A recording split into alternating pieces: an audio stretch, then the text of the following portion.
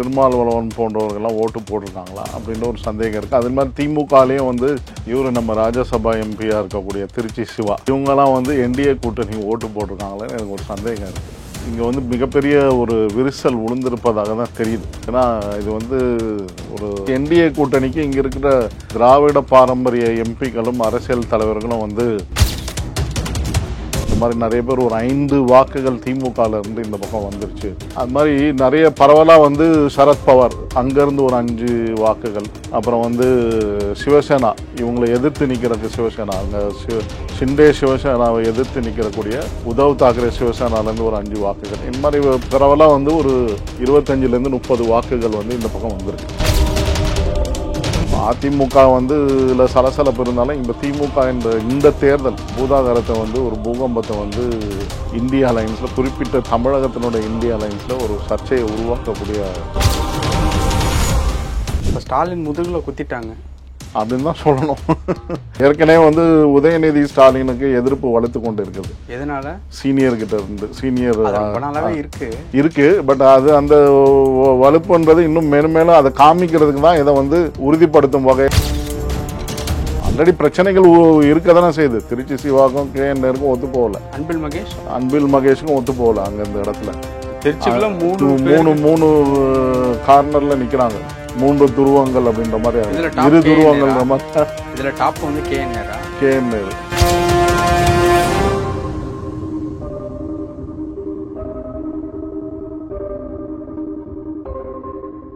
Real one நேயர்களுக்கு வணக்கம். இன்று நம்மளுடைய நேர்காணலுக்கு அரசியல் விமர்சகரான திரு சரவண பெருமாள் அவர்கள் இணைஞ்சிருக்காங்க. சார் வணக்கம். வணக்கம். வணக்கம். எப்படி சார் இருக்கீங்க? அருமையா இருக்கேன் சார். தற்பொழுது குடியரசு துணைத் தலைவர் தேர்தல் வந்து நடந்து முடிஞ்சிருக்கு. CP ராதாகிருஷ்ணன் வந்து வின் பண்ணியிருக்காங்க. அந்த என்டிஏ கூட்டணி வந்து வின் பண்ணியிருக்கு. அதற்கு உண்டான கொண்டாட்டங்களும் தற்பொழுது நடந்துகிட்டு இருக்கக்கூடிய இந்த சூழ்நிலையில் இண்டி கூட்டணியில் இருக்க சில பேர் வந்து என்டிஏ கூட்டணிக்கு வாக்களிச்சாங்க அப்படின்னு சில தகவல் வந்து கேள்விப்பட முடியுது. அந்த தகவல் உண்மையான தகவலா? ஆமாம். என்ன, அனைவருக்கும் வணக்கம். என்னோட பணிவான கனிவான கருத்துக்களை தமிழ் கடவுள் முருகனோட திருவடிகள் என்று தெரிவித்துக் கொள்கிறேன். இதில் விஷயம் என்னன்னு கேட்டிங்கன்னா, என்டிஏ கூட்டணியில் வந்து கிட்டத்தட்ட வந்து 452 வாக்குகள், அதாவது கிட்டத்தட்ட ஒரு 20-25 வாக்குகள் அதிகமாக பெற்றிருக்கிறாங்க. ஒரு சொல்கிறாங்க 30 வாக்குகளே அதிகமாக வந்திருக்கு. அவங்க எதிர்பார்த்தது வந்து பார்த்திங்கன்னா 415லேருந்து 420. ஸோ இதுதான் அவங்க எதிர்பார்த்தாங்க. இந்த சிபுசுரன் கூட்டணியிலேருந்து 3 பேர், ஆம் ஆத்மி கட்சி. எனக்கு என்ன சந்தேகம்னு கேட்டிங்கன்னா, திமுகவிலே விரிசல் விழுந்துச்சா, ஓட்டை விழுந்துச்சா அப்படின்றதான் எனக்கு ஒரு சந்தேகம். இங்கே இருக்கிறவங்க வந்து ஒருவேளை திருமாவளவன் போன்றவர்கள்லாம் ஓட்டு போட்டிருக்காங்களா அப்படின்ற ஒரு சந்தேகம் இருக்குது. அது மாதிரி திமுகலேயும் வந்து இவர் நம்ம ராஜ்யசபா எம்பியாக இருக்கக்கூடிய திருச்சி சிவா இவங்கெல்லாம் வந்து என்டிஏ கூட்டணி ஓட்டு போட்டிருக்காங்களான்னு எனக்கு ஒரு சந்தேகம் இருக்குது. இங்கே வந்து மிகப்பெரிய ஒரு விரிசல் விழுந்திருப்பதாக தான் தெரியுது.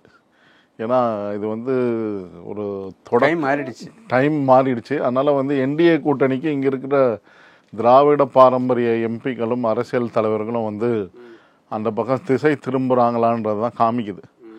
பட் ஆனால் பொதுவாக எல்லாம் என்ன மறைக்கிறதுக்காக பேசுகிறாங்க. இங்கே வந்து யாரும் அந்த விஷயத்த சொல்ல மாட்டேங்கிறாங்க. எனக்கு வந்து வந்திருக்கக்கூடிய தகவல்கள் என்னென்னு பார்த்தீங்கன்னா, அவங்க வந்து 25 வாக்குகள் அதிகமாக பெற்றிருக்கிறாங்க அப்படின்னு பார்க்கும்போது, 25லேருந்து 30 பார்க்கும்போது, ஆம் ஆத்மி கட்சிக்கு என்ன இருக்காங்க, அவங்கக்கிட்ட ஒரு 2 MP லோக்சபாவில், 3 MP ராஜ்யசபாவில் அப்படின்ற மாதிரி கணக்கில் இருக்குது.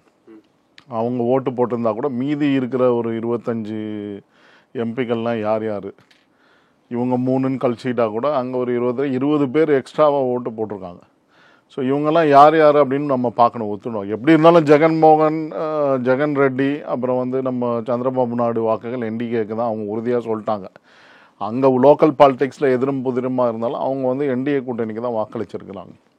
ஸோ மற்றபடி வந்து குறிப்பிட்டு பார்க்கணுன்னு கேட்டிங்கன்னா, இங்கே வந்து ஒரு சலசலப்பு தமிழகத்தில் இருக்கக்கூடிய எம்பிக்கள் வாக்களித்ததில் ஒரு சலசலப்பு இருக்குன்றதான் ஒரு சில வல்லுநர்கள் டெல்லியில் உற்று நோக்கி இருக்கிறவங்க வந்து சொல்கிறாங்க. ஸோ இதில் பெருத்த சந்தேகம் என்னன்னு கேட்டிங்கன்னா, திமுகவில் இருக்கக்கூடிய திருச்சி சிவாவே வாக்களிச்சிட்டாரா அப்படின்ற ஒரு சந்தேகத்தை எழுப்புகிறாங்க. இந்த மாதிரி நிறைய பேர் ஒரு 5 வாக்குகள் திமுகல இருந்து இந்த பக்கம் வந்துருச்சு அது மாதிரி நிறைய பரவலாக வந்து சரத்பவார் அங்கேருந்து ஒரு 5 வாக்குகள், அப்புறம் வந்து சிவசேனா இவங்களை எதிர்த்து நிற்கிறக்கு சிவசேனா அங்கே ஷிண்டே சிவசேனாவை எதிர்த்து நிற்கிறக்கூடிய உத்தவ் தாக்கரே சிவசேனாலேருந்து ஒரு 5 வாக்குகள், இந்த மாதிரி பரவலாக வந்து ஒரு 25லேருந்து 30 வாக்குகள் வந்து இந்த பக்கம் வந்திருக்கு. கர்நாடகாவில் வாய்ப்பு இல்லை, ஃபுல்லாக காங்கிரஸ். அங்கே காங்கிரஸ்காரங்க வாக்களிக்கிறதுக்கு வாய்ப்பே கிடையாது. அவங்க எதிர்பார்த்த 315 320 சீட்டு வந்து 300 வாக்குகள் வந்து 300 தான் வாங்கியிருக்காங்க. ஸோ ரொம்ப குறைவாக இருக்குது. 15 வந்து இன்வேலிட் ஓட்ஸ் வேறு விழுந்திருக்கு. ஸோ இந்த 15 இன்வேலிட் இதெல்லாம் கணக்கு பார்க்கணுன்னா பார்த்திங்கன்னா கிட்டத்தட்ட வந்து பார்த்திங்கன்னா இதில் கணக்கு எங்கேயோ போய் இடிக்குது. புரியுதுங்களா? அதை பார்க்கும்போது வந்து பார்த்திங்கன்னா இங்கே வந்து மிகப்பெரிய குளறுபடிகள், அரசியல் திருப்பங்களை இந்த அதுவும் இல்லாமல் ஓபிசியை தேர்ந்தெடுத்திருக்கிறாங்க, தமிழகத்திலேருந்து ஒருத்தரை தேர்ந்தெடுக்கிறாங்க. இந்த சலசலப்பு ஏற்கனவே வந்து திமுகக்குள்ளே இருந்ததுனால ஒரு சிலர் வந்து நாங்கள் தேர்தல் நேரத்தில் வந்து பரப்புரைக்காக நாங்கள் தான் ஆதரித்தோன்னு சொல்லிட்டு வாக்கு கேட்கலான்ற மறைமுகமாக இந்த வேலையை செஞ்சுருக்காங்களா திமுகலேருந்து அப்படின்றதுக்காக நாங்கள் தமிழரை ஆதரித்தோம் பின்னாடி சொல்லிக்கலாம் அப்படின்ற போக்கில் வந்து வாக்களிச்சிருக்காங்களா அப்படின்றத நம்ம உற்று நோக்க வேண்டியிருக்கு. இப்போ அதிமுக வந்து இல்லை சலசலப்பு இருந்தாலும் இப்போ திமுக என்ற இந்த தேர்தல் ஒரு பூதாகரத்தை வந்து ஒரு பூகம்பத்தை வந்து இந்தியா அலைன்ஸில், குறிப்பிட்ட தமிழகத்தினுடைய இந்தியா அலைன்ஸில் ஒரு சர்ச்சையை உருவாக்கக்கூடிய இதுவாக தான் இருக்குது. இன்னும் மேலும் மேலும் தகவல்கள் வெளியே வரும்போது உண்மைகள் வெளியே வரும். உண்மையிலே யார் அந்த ஓட்டு வந்து கை மாறி இருக்கு. ஆமாம், திமுகவனோட ஓட்டு 5 ஓட்டு இந்த பக்கம் போட்டிருக்காங்க, இல்லை அவங்க ஓட்டு போடாமல் டம்மி ஆக்கிட்டாங்க. அதுதான் உண்மை. ஏதோ ஒன்று நடந்திருக்கு அந்த மாதிரி. அந்த போடாம போறதுக்கு சான்சஸ் இல்லைன்னா எல்லாரும் ஓட்டு போட்ட போட்டோஸ் போட்டிருப்பாங்க. பட் அந்த 15 ஓட்டுகள் செல்லா ஓட்டுகள்னு சொல்றாங்க இல்லையா? ஸோ செல்லா ஓட்டுகளாக கூட மாறி இருக்கலாம். அந்த யார் அந்த 15 செல்லா ஓட்டுகள், அதில் திமுகவில் இருக்கக்கூடிய எம்பிக்களும் இருக்காங்க அப்படின்றதான் ஒரு சிலர் சொல்கிறாங்க, டெல்லியில் இருக்கக்கூடிய அரசியல் வல்லுநர்கள்.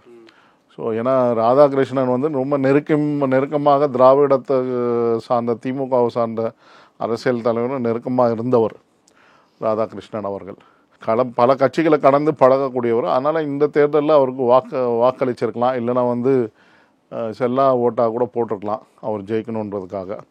ஸோ இந்த மாதிரி இதாக இருக்குது. ஆனால் என்டிஏ கூட்டணியில் அவங்க எதிர்பார்த்தது 415 தான். ஸோ இதுதான் உண்மை. ஸோ எங்கேயோ ஒரு சலசலப்பு இருக்குது இதுக்குள்ளே. ஸோ அந்த சலசலப்பு இன்னும் கொஞ்சம் நாளில் வந்து வெளியே இன்னொரு 10-15 நாளில் வந்து எல்லாம் வெளியே வந்துடும். யார் உண்மையிலே இந்த சதியை செஞ்சாங்க மு.க. ஸ்டாலினுக்கு எதிர்த்து அப்படின்றது தான் உற்று நோக்க வேண்டிய ஒரு இந்த தேர்தல். வெற்றினாலும் வந்து அவங்க வெற்றியை கொண்டாடி கொண்டு இருந்தாலும் வந்து ஒரு பக்கம் வந்து இவங்களுக்கு மிகப்பெரிய தோல்வியை கொடுத்துருக்குது. அது இல்லாமல் வரக்கூடிய தேர்தலில் இதுக்கான இது வந்து தாக்கம் இருக்கும் அப்படின்றதான் ஒரு சில அரசியல் வல்லுநர்கள் உற்று நோக்கி கொண்டு இருக்கிறார். டெல்லியில் இருக்கவங்க தமிழக அரசியலையும் தாக்கத்தை உருவாக்கும் அப்படின்றதான் சொல்கிறாங்க. அப்போ ஸ்டாலின் முதுகில் குத்திட்டாங்க அப்படின்னு தான் சொல்லணும். ஸ்டாலின் முதுகில் குத்திட்டாங்கன்னு சொல்கிறத அவங்க உணர்ந்துட்டாங்களோ என்னமோன்னு தெரியல. இத்தனை நாள் வந்து அடிமை சாசனம் எழுதி கொடுத்து விட்டு உட்காந்துருந்தோமே, இனிமேல் எதுக்கு அப்படின்ற போக்குக்கு வந்துட்டாங்களோ என்னமோ. ஏற்கனவே வந்து உதயநிதி ஸ்டாலினுக்கு எதிர்ப்பு வலுத்து கொண்டு இருக்குது. எதனால? சீனியர் கிட்ட இருந்து. சீனியர் இருக்கு. பட் அது அந்த வலுப்புன்றது இன்னும் மேலும் மேலும் அதை காமிக்கிறதுக்கு தான் இதை வந்து உறுதிப்படுத்தும் வகையில் வந்து வாக்களிச்சிருக்காங்களா அப்படின்றத நம்ம பார்க்கணும். இப்போ இந்த ஒரு நிகழ்வு கட்சிக்குள்ள ஏதாவது ஒரு பேச்சுவார்த்தைகளை உருவாக்குமா? கண்டிப்பாக உருவாக்கும். ஆல்ரெடி பிரச்சனைகள் இருக்க தானே செய்யுது. திருச்சி சிவாக்கும் KNRக்கும் ஒத்து போகல, அன்பில் மகேஷுக்கும் ஒத்து போகல. அங்கே இந்த இடத்துல திருச்சிக்குள்ள மூணு கார்னர்ல நிற்கிறாங்க. 3 துருவங்கள் அப்படின்ற மாதிரி, 2 துருவங்கள்ன்ற மாதிரி. இதில் டாப் வந்து KNR.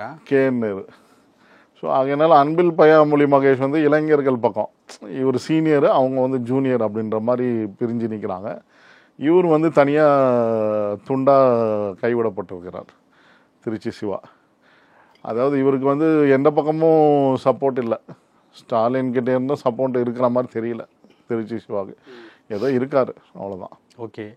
ஸோ இந்த ஒரு சூழ்நிலை இருக்குல்ல, ஸ்டாலினுக்கு இப்போ சொந்த கட்சியில் இருக்கக்கூடிய எம்பிகளே இந்த மாதிரியான ஒரு விஷயத்த பண்ணியிருக்காங்க அப்படிங்கிறப்போ அது எந்த மாதிரியான ஒரு இம்பேக்டாக வரும் நாட்களில் ஏற்படுத்தும்? அதுதான் சொன்னேன் உங்களுக்கு, தேர்தலில் இது வந்து பிரதிபலிக்கும். வர தேர்தல் வர தேர்தலில் 2026 தேர்தல்களில் கண்டிப்பாக இது பிரதிபலிக்கும். ஏன்னா அங்கேயும் வந்து மாற்றி தேர்தலில் வேலை செய்ய மாட்டாங்க, மாற்றி ஓட்டு போடுவாங்க. இந்த மாதிரியான கள சூழ்நிலைகள் உருவாகும். அதுக்கான அறிகுறி தான் இது. இது என்டிஏவினுடைய மிகப்பெரிய சாணக்கியத்தனம், அது சாதுரியம் அப்படின்னு தான் நம்ம பார்க்கணும். ஏன்னா அவங்க வந்து திடமாக வந்து இந்த திமுக கூட்டணியை தமிழகத்திலேருந்து அகற்றிடணும் அப்படின்ற வேலைகளை செய்து கொண்டு இருக்கும்போது இது மாதிரியான ஒரு வலுவான ஒரு எதிர்ப்பு திமுகக்குள்ளே இருந்தே வந்திருப்பது வந்து அந்த மாதிரியான கல நிறுவனத்தை உருவாக்கும். அது வந்து அவங்களுக்கு மிகப்பெரிய பாதகம். என்டிஏ கூட்டணிக்கு இது வந்து மிகப்பெரிய சக்ஸஸ் அப்படின்னு தான் சொல்லணும். அதான் துணை ஜனாதிபதி தேர்தல் மட்டும் பார்க்க முடியாது. 2026 தேர்தலில் தமிழகத்தினுடைய அரசியல் மாற்றத்துக்கான தேர்தல் தான் நம்ம இதை வந்து இப்போ நடந்து கொண்டு ரிசல்ட். துணை ஜனாதிபதி தேர்தல் இந்த அளவுக்கு ஒரு இதை ஆமாம் பரபரப்பை உண்டாக்கி இருக்கு. அதுதான் முக்கியமான விஷயம். இது வந்து உற்று நோக்கியவர்களுக்கு தெரியும் நல்லா ஏன் இந்த சலசலப்பான ஓட்டு கைமாறுதல் நடந்திருக்கு அப்படின்றத பார்க்கும்போது ஒரு 15 பேர் டம்மி ஓட்டை போட்டிருக்காங்க. இதெல்லாம் பார்க்கும்போது மிகப்பெரிய கேள்விக்குரிய உருவாக்கியிருக்கு. இந்தி கூட்டணி உடையும்ன்றதான் தெரியுது. இன்னும் கொஞ்ச நாள் அடுத்து 2029 தேர்தலில் இந்தி கூட்டணி இருக்குமா, எத்தனை பேர் இருப்பாங்க அதில் அப்படின்றதான் சந்தேகத்தை உருவாயிருக்கு. ஏன்னா சரத்பவார் என்றவர் முக்கியமான அங்கம் வகிக்கக்கூடியவர் மகாராஷ்டிராவில் இந்தி கூட்டணியில். அவங்க இதில் எம்பிஸ் வாக்களிச்சிருக்காங்க என்டிஏக்கு இந்த துணை ஜனாதிபதி தேர்தலில். ஒரு புறம் எதிர்கட்சிகள் வந்து தன்கரை அதை வச்சுக்கிட்டு அரசியல் பண்ணணும்னு நினைக்கிறாங்க. பட் ஆனால் என்டிஏ என்ன பண்ணிங்கன்னா சாதுரியமாக இந்த தேர்தலில் வந்து எதிர்கட்சி கூட்டணி எம்பிகளும் அவங்களுக்கு வாக்களிக்க செய்து அல்லது அவங்களோட வாக்குகளை வந்து என்ன ஒரு செல்லா வாக்குகளாக ஆக்கி அவங்களுக்கு பலம் சேர்த்துருக்காங்க. ஓகே, இப்போது உதயநிதிக்கு வந்து கட்சிக்குள்ள சீனியர்கள் மத்தியில் பிரச்சனை அப்படின்ட்டு வந்து சொன்னீங்கல்ல, வர நாட்களில் அது எந்த மாதிரியான ஒரு நீட்சியை பெற்று அடையும்? ஏன்னா அதுதான் நம்ம இப்போ ஏன்னா நீட்சின்றதோட நம்ம என்ன பார்க்கணுன்னா, உதயநிதி என்ன நினைக்கிறாருன்னா யங்ஸ்டரை வச்சுக்கிட்டா அவங்க சொல்கிற பேச்சு கேட்டு இருப்பாங்க அப்படின்னு அவர் நினைக்கிறாரு. சுற்றுப்பயணம் ஸ்டார்ட் பண்ண போகிறாரு. இளைஞர்களை ஒருங்கிணைக்கணும், எல்லா மட்டத்திலையும் இளைஞர்களுக்கு வந்து இப்போ முக்கியத்துவம் கொடுக்கணும். அவர் சொல்லக்கூடிய அவர் வந்து கண்ணசைவுக்கும் அவரோட கண்ணசைவுக்கும் விரலசைவுக்கும் ஆடக்கூடிய இளைஞர்களை வந்து முக்கியமான பதவிகளை உட்கார வைக்கணுன்றதுக்காக தான் இந்த சுற்றுப்பயணம். அவர் வந்து தேர்தல் பிரச்சாரம் மட்டும் பண்ணல, தன்னுடைய நிலைப்பாட்டை கட்சியில் வந்து நிலைநாட்டிக்கணும். இதற்கப்புறம் வந்து தன்னுடைய தகப்பனாரை சார்ந்து இருக்க முடியாதுன்றது என்ன ஓட்டம் அவருக்கு வந்திருக்கு. தகப்பனாரை வச்சுக்கிட்டே மட்டும் நம்ம அரசியல் இங்கே நகர்த்த முடியாது அப்படின்னு அவர் கல நிலவரத்தை புரிஞ்சுக்கிட்டார். தனக்கும் எதிர்ப்பு இருக்குது அப்படின்றத வந்து புரிஞ்சுக்கிட்டு தான் இப்போ வந்து களத்தில் இறங்கி தனக்கு ஆதரவாக யாரெல்லாம் செயல்படுவாங்க அப்படின்றத கள வேலைகளில் இறங்கிட்டார். பல விஷயங்கள் பேசியிருக்கோம். நேரத்துக்கு ரொம்ப நன்றி சார். நன்றி, வணக்கம்.